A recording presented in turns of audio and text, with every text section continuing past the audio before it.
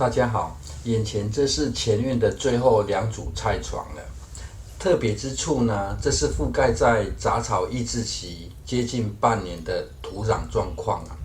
虽然没有浇水，也几乎没有雨水的情形下呢，可以发现下层的土壤仍保有一定的湿度啦。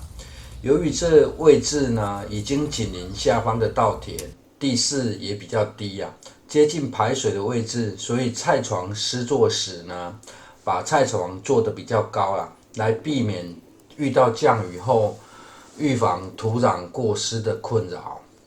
施作菜床时呢，一样将内部挖起的成块土壤直接挡住边坡了。菜床内部不足的土壤呢，就利用走道的土壤进行回补啊。这走道整平之后呢，后续会再补做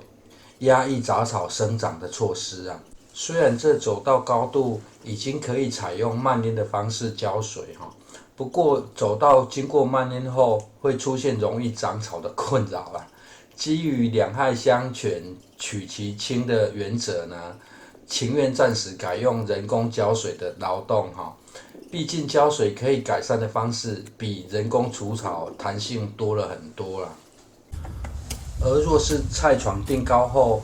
走道的土壤仍然不够用哈，山不转路转啊，另辟土源就可以解决了。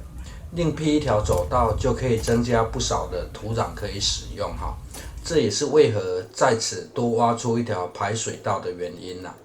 切割出来的菜床呢，日前已经上传的影片拿来搭设简易棚架种植川区与小番茄的啦。至于更详细的菜床施作呢，影片后段会利用左侧最后一组菜床来说明哈。一旁的菜床呢，后来又多做了引水措施啊，轻松提高浇水的效率哈。这样多挖出的土壤把菜床填平之后，再修整一下就可以进行种植了。眼前这是在后院自制天然介质土槽里呢进行的高丽菜与花椰菜育苗啊。由于当时天气已经开始降温啊，没有进行覆盖的结果呢，就是开始被大量的叶菜蛾入侵啊。在移植之前呢，可以利用水管将菜叶进行一次清洗哈，这样可以将虫卵的数量降到非常少。额外的好处是，大量浇下的水呢，挖掘取苗时也容易带起大量的土团啊。带有土团进行移植时呢，根系可以保护的比较好，不但存活率会比较高之外啊，恢复生长的时间也可以比较短啊。也可以将这位置经过发酵的土壤带到新的菜地去哈，也算是把这里的微生物菌呢带到新的环境来改善土壤啊。移植完之后呢，浇水的动作一样不可少哈。而为了方便浇水，在菜床中间挖出一条凹槽啦，这样就可以达到定点浇水的成效哈。高丽菜与花椰菜进入成熟期时呢，所需要的水分更多啊。不采用慢淹的方式呢，目前就先靠这条中间凹槽进行浇水啊。影片后段呢，会再利用虹吸现象进行引水哈。浇完水之后，不喷药的种植方法呢，就得盖上防虫网，让它自由生长就可以了。网子暂时可以先简单覆盖紧密就好，接下来就只需要做浇水的动作了。大约1个月后呢，得再进行一次除草的动作哈。届时植株长高后，再进行调整网子高度即可。接续这是最后一组菜床了，掀开杂草抑制洗后，可以直接在表土上看到不少的盐分。施作的方式与之前相同，把中央位置的土壤挖起当边坡使用，而不同之处是会多了2个措施哈，一个是降低长草啊，另一个是直接在菜床上虹吸取水啊。由于此处是地势最低洼的菜地啊，为了方便将菜床垫高一点，走道的宽度有特别再加宽一些啊。这样除了可以回填的土壤比较多之外呢，走道加宽也方便狗可以趴卧休息，不会躺上去菜床上哈。反正高低落差明显的土壤，狗自然会有它自己的明白啊。在进行最后调整宽度时呢，双犬的行为是真的说明了他们的明白啊。看拿瓦回头观望的神情呢，我也明白他们要溜出去玩了。先是观望，看是否会被叫回然后慢慢离开，变成拔腿就跑啊。现在要在走道进行铺设的是塑胶水管据邻居说呢，工地有不少这样淘汰的塑胶水管而这种塑胶水管比较厚实耐晒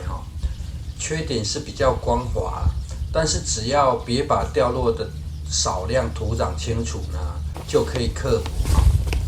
另外，水管剪开的宽度呢，比杂草抑制期还理想目测约45公分暂时先行铺设再等待邻居的慷慨提供真不行的话，就只能铺上买到的最窄宽度约60公分的杂草抑制席了。铺设完毕之后，就可以把菜床再加宽可以使用圆锹将边坡的成块土壤切往菜床内部施作时呢，建议是人站在菜床里这样土壤崩落的数量会比较少直接被验收走道铺设的效果狗很奇怪就是很喜欢趴卧在有进行铺设的位置而这样的走道宽度呢，经过实测算是蛮理想的吧。由于此处菜床被2组防虫网隔着蓄水池不使用漫淹浇水取水有点麻烦所以又挑选菜床中央的位置，挖掘一个洞穴来进行虹吸取水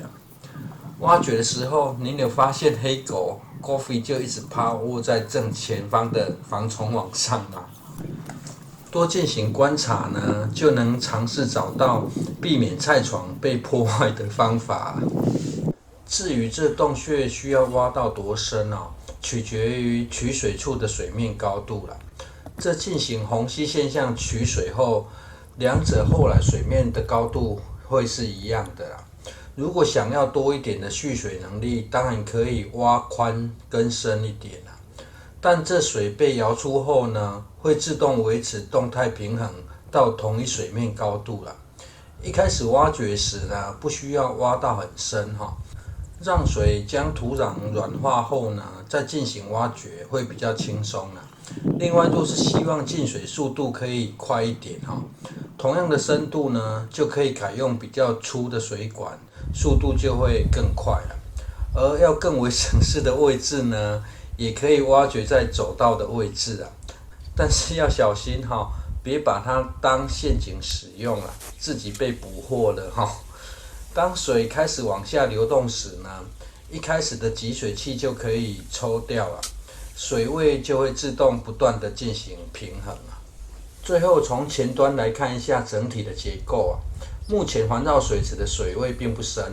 为确保随时有水可用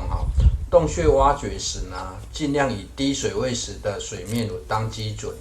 这样才有办法，就算在低水位时，也可以不断的维持平衡也可以省掉还得重新启动的麻烦谢谢收看。